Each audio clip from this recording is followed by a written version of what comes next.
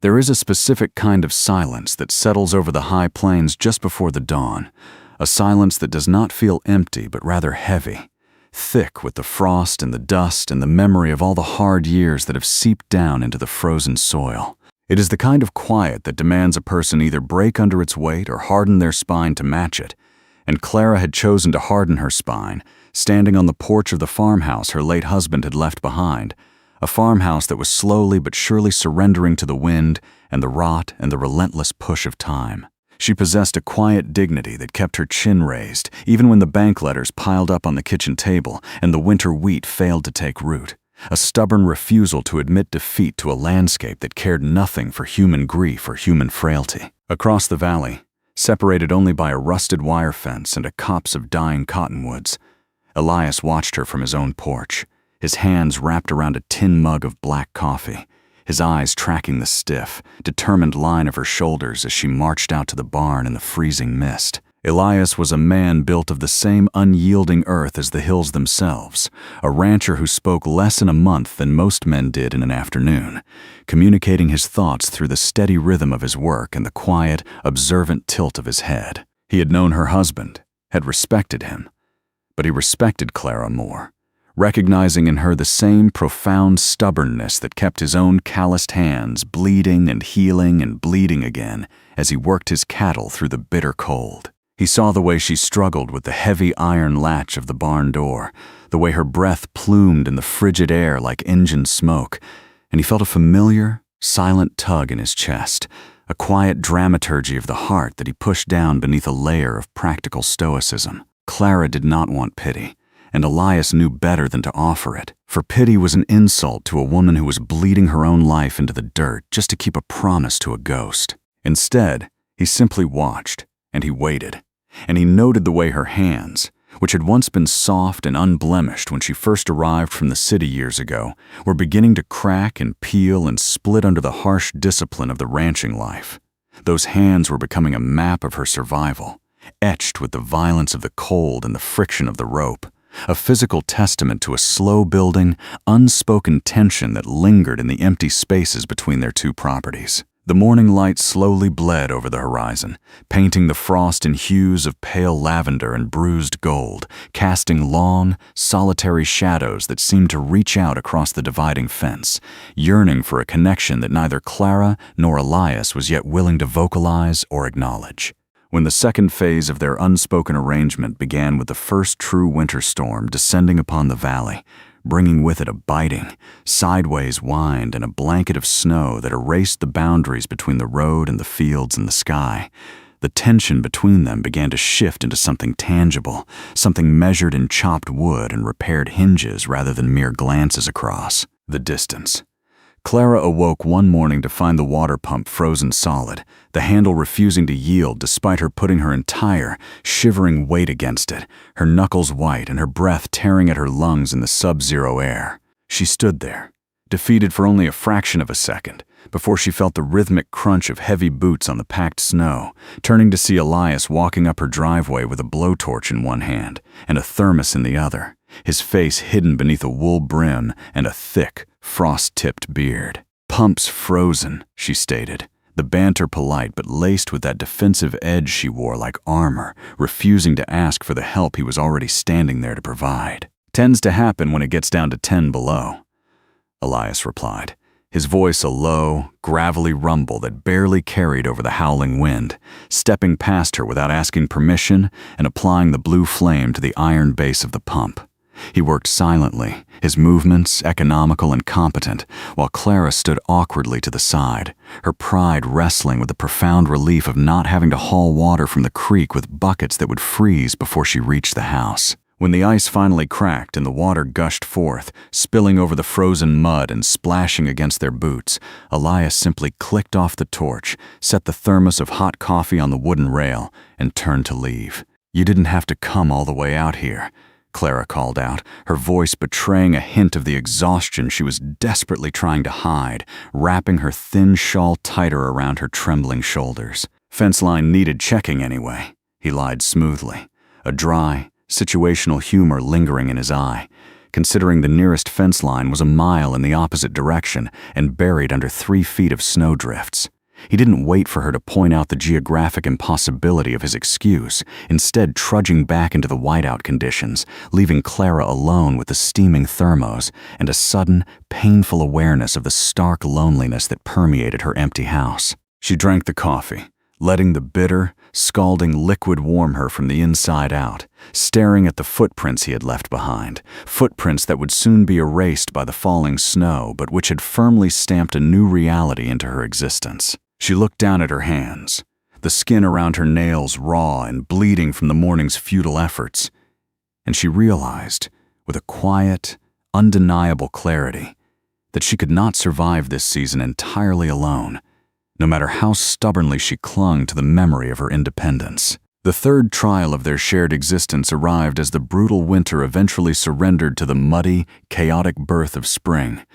a season that brought no relief but only a different kind of grueling labor, as the frozen earth thawed into a thick, sucking mire that grabbed at boots and trapped wagon wheels and made every single chore a monumental test of endurance. Clara had hitched her late husband's old gray mule to the cart, intending to haul away the winter debris and the rotting wood from the collapsed eastern corral. But the mule, possessing a stubbornness that rivaled even her own, had decided to plant its hooves deep in the muck and refused to take another step forward or backward. She pulled at the reins, her boots slipping in the slop, her breath coming in ragged gasps, her voice hoarse from shouting commands that the animal flatly ignored, until the leather straps bit so deeply into her bare palms that a fresh set of blisters began to swell and tear. It was then that Elias appeared, riding up on his bay, gelding, the mud caked halfway up his horse's legs, his expression an unreadable mask of quiet observation as he took in the stalemate between the widow and the beast. "He's not going to move," Elias observed, leaning on the saddle horn, his voice carrying that familiar, dry cadence that always managed to infuriate her and comfort her all at once. "He will move if I have to drag him myself."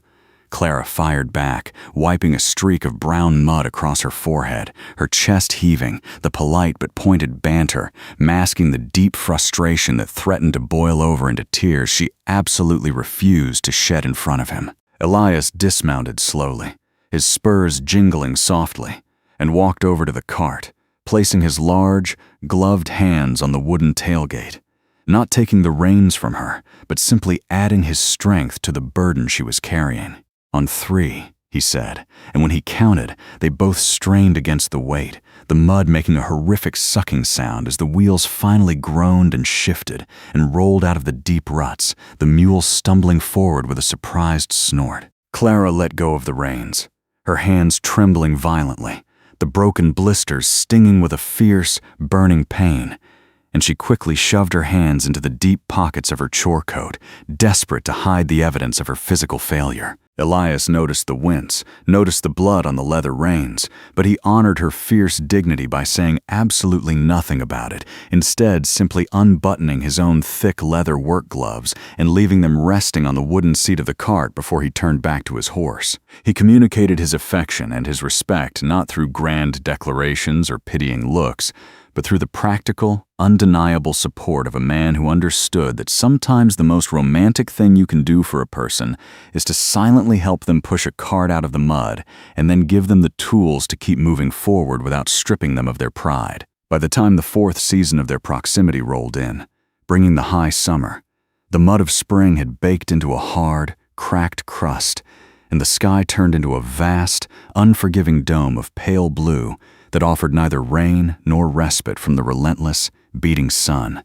a sun that withered the crops and threatened to turn the entire valley into a dust bowl. The drought was a slow, creeping devastation that tested the limits of everything living on the plains, and Clara found herself working 18-hour days, hauling water by hand from the dwindling creek to save her meager vegetable garden and keep her small flock of chickens alive. Her skin grew darker, deeply tanned and weathered by the wind, and she lost weight, her cheekbones sharpening, her movements becoming the mechanical, exhausted motions of a woman running entirely on fumes and a stubborn refusal to let her farm die. Elias was suffering his own losses, his pastures turning brown and his cattle growing thin, but every evening, Just as the sun dipped below the horizon and the heat finally broke, he would quietly appear at the property line, carrying 2 heavy buckets of water drawn from his own deep well, setting them silently by her garden gate. They never spoke of the sacrifice this required, never acknowledged that he was giving away the very resource his own livelihood depended upon,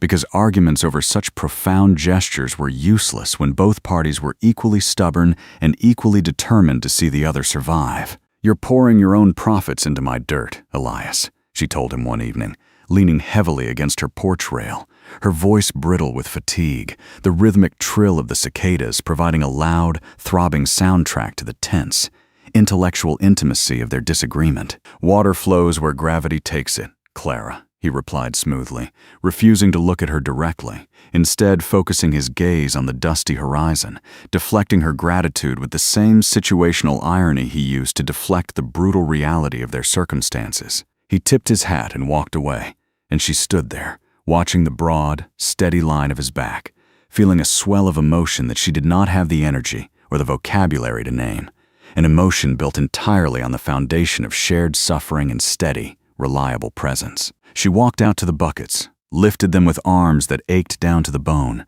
and began to pour the life-saving liquid over the roots of her tomatoes, noticing how the water instantly darkened the soil and vanished, soaked up by the thirsty earth just as she was soaking up the quiet, protective care of the rancher next door. Every drop felt like a secret they were keeping from the rest of the world, a heavy, liquid truth about endurance and sacrifice, and the way that love, out here in the unforgiving wild, was not a matter of poetry or flowers, but a matter of keeping each other breathing for just one more brutally hot, impossibly hard day. As the 5th turning point approached with the oppressive heat finally breaking and the first crisp, warning chills of autumn sweeping down from the mountain peaks, bringing with them the frantic, desperate energy of the harvest season, the reality of the coming winter loomed over the valley like a dark, gathering storm front. Before we watch the early frost threaten to steal the last of Clara's harvest and force these 2 stubborn souls into a corner they can no longer avoid, tell me in the comments below what city, state, or country you were watching this from today, because the landscapes we inhabit invariably shape the kind of people we become, and I want to know what kind of weather has shaped you. The weather certainly shaped Clara, transforming her from a grieving widow into a woman composed of calluses and grit and a terrifyingly sharp focus as she raced against the dropping temperatures to pull the root vegetables from the hardening ground and secure the barn for the blizzards that were surely on their way. Elias, sensing the urgency that crackled in the autumn air, all but abandoned his own preparations for 3 crucial days, arriving at her farm before dawn with his wagon and his tools, wordlessly stepping into the rhythm of her frantic labor without waiting for an invitation or a plea for help. They worked side by side in the fading golden light, pulling and digging and hauling, their breaths creating matching clouds of white vapor in the evening chill, a choreographed dance of mutual labor where sentences were unnecessary and silence was filled with the rhythmic thud of the hoe and the scrape of the shovel. The banter, when it did surface, was sparse and entirely focused on the task at hand, a comfortable repetition of minor disagreements about the best way to stack the wood or the proper tension of the barn door hinges, arguments that were no longer genuine conflicts but had instead become a strange, endearing form of intellectual play. "Stack it bark side down," Elias muttered, tossing a heavy log onto the growing pile beside the porch, not breaking his stride. "Bark side up sheds the moisture. Elias, you know that." Clara shot back, wiping the sweat from her brow at the back of a dirt-caked wrist, her tone carrying a lightness that had not been there in the spring, a subtle easing of her defensive armor. He simply grunted in response, the sound a quiet concession that she was right, or perhaps just a willingness to let her have the victory. And as the final rays of the sun dipped behind the jagged peaks, painting the sky in violent shades of orange and bruised purple, the 2 of them stood together, smelling of pine sap and earth, silently sharing the profound satisfaction of a harvest saved by the sheer force of their combined wills. The autumn wind howled through the skeletal trees, but for the first time since she had arrived in this desolate, beautiful valley, Clara did not look out at the coming winter with a heart full of dread, but with a quiet, solid sense of preparedness. The sixth and most painful incident of Clara's relentless drive occurred on a Tuesday morning when the frost was thick upon the grass. A sharp, metallic bite in the air that numbed the fingers and made the tools cold and slippery in the hands, turning a routine chore into a dangerous miscalculation. She was repairing a section of barbed wire fencing near the creek, pulling the rusted, jagged strands tight with a pair of ancient pliers.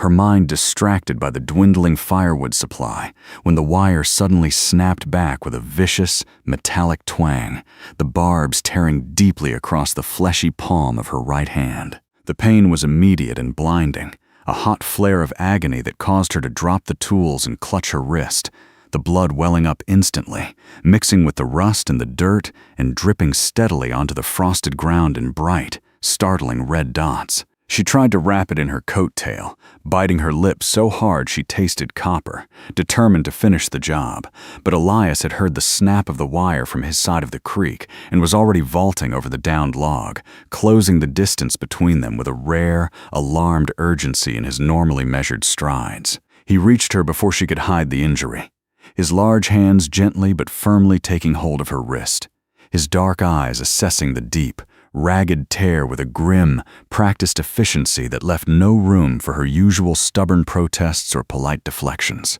"Sit down on the log," he commanded, his voice devoid of its usual dry humor, stripped down to a raw, protective timbre that left Clara feeling suddenly and intensely vulnerable, her defenses crumbling under the sheer force of his quiet authority. He pulled a clean, white bandana from his back pocket, pressing it firmly against the bleeding wound, his touch astonishingly gentle for a man whose own hands were as rough as cured leather. And as she looked down at the contrast between his steady grip and her own ruined, trembling fingers, a profound, suffocating sense of shame washed over her. These were not the hands of the refined woman she used to be. These were the hands of a desperate, broken creature, scarred by the plow, blistered by the ropes, and permanently stained by the unforgiving earth, and she desperately wanted to pull away, to hide this ugly, undeniable proof of how deeply the land had altered and damaged her. "I have to finish the fence," she whispered, her voice trembling not from the pain of the cut, but from the sudden, overwhelming emotional weight of the moment, the terrifying realization that she was no longer self-sufficient, that she needed him. Elias did not argue, nor did he loosen his grip. He simply wrapped the fabric tighter, tying it off with careful precision, his silence acting as a heavy, grounding anchor that kept her from floating away on a tide of panic and exhaustion and deeply ingrained, stubborn pride, ensuring that the physical barrier she had erected between them was finally bleeding out into his hands. The seventh profound shift in their dynamic arrived with a storm that rolled into the valley 3 days later. Not a standard winter squall, but a catastrophic blizzard that blackened the sky by mid-afternoon and unleashed a terrifying barrage of snow and howling wind, a whiteout that swallowed the mountains and the trees and completely erased the fragile boundary between Elias's ranch and Clara's farm. Elias, knowing that Clara's injured hand would make it impossible for her to secure her livestock, had ridden over just before the worst of the weather hit, stabling his horse in her barn and helping her herd the panicked chickens and the stubborn mule into the safety of the wooden stalls before the wind force became entirely unmanageable. By the time they fought their way back to her small, drafty farmhouse, practically dragging each other through waist-deep drifts, the temperature had plummeted to a deadly low, and the snow was piling up against the windows and the doors, effectively trapping them together inside the tight, intimate confines of her kitchen. For the first 2 days, the storm raged outside, rattling the window panes and screaming down the chimney, while inside, a different, quieter kind of tension filled the air, built out of the proximity of their shared space and the forced cessation of their endless, exhausting labors. Clara, her right hand bandaged and useless, was relegated to sitting by the wood stove, watching with a mixture of immense gratitude and simmering frustration as Elias moved competently around her kitchen, boiling water, stoking the fire, and cooking simple meals with a quiet dignity that commanded the small room. The intellectual intimacy of their arguments softened into something deeper, a companionable rhythm where words were scarce but heavily weighted with meaning. their sparse dialogue punctuated by the violent roaring of the wind and the comforting, rhythmic ticking of the antique clock on the mantelpiece. He would bring her a plate of hot food, setting it down on the table before her, and she would murmur a quiet, almost reluctant thank you, feeling the enormous, terrifying weight of her reliance upon him settling into her bones, a weight that was slowly eroding the final walls of her fierce, protective independence. As the hours stretched into days, the dim, flickering light of the kerosene lamps cast long, dancing shadows across their faces, revealing the exhaustion and the lines of worry, but also highlighting a profound, steady trust that had been forged in the dirt and the snow. He sat in her late husband's armchair, a piece of furniture that had remained empty for years, and yet he did not look like an intruder. He looked like a natural extension of the room, a steady, immovable force that had calmly anchored itself in the center of her chaotic world. Clara watched the firelight play across his rugged features, realizing with a sudden, sharp ache in her chest that she no longer wanted him to leave when the snow cleared, that the quiet solitude she had fought so fiercely to maintain had become entirely unbearable in the face of his steady, quiet companionship. On the 8th night of their shared isolation, the brutal howling of the wind finally died away, leaving behind a sudden, ringing silence that felt almost deafening in its intensity, and the moonlight broke through the clearing clouds, pouring through the frosted window panes and illuminating the dust motes that danced in the heavy, still air of the kitchen. Clara sat at the wooden table, staring down at her unbandaged right hand, the stitches Elias had carefully put in holding the ragged skin together.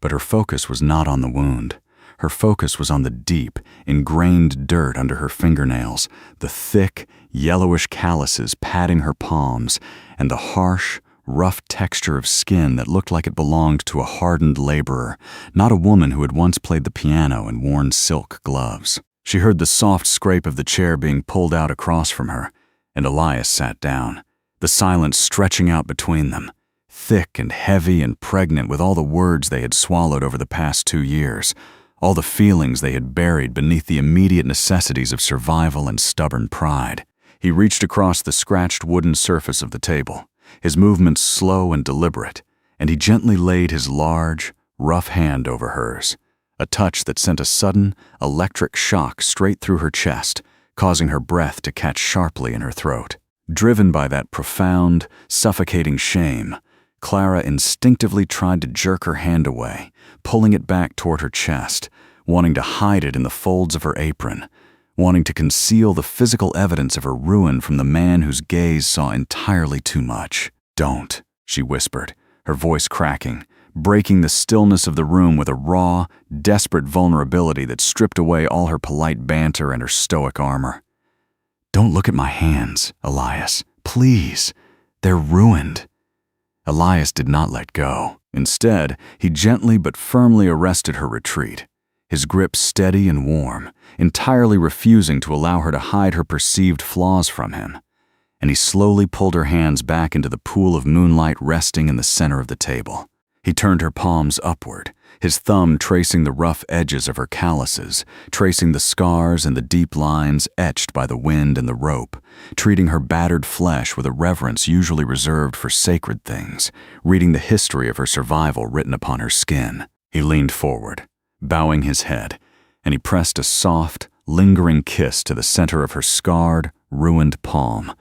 the gesture so intensely romantic and so quietly dramatic that it brought hot, sudden tears to her eyes.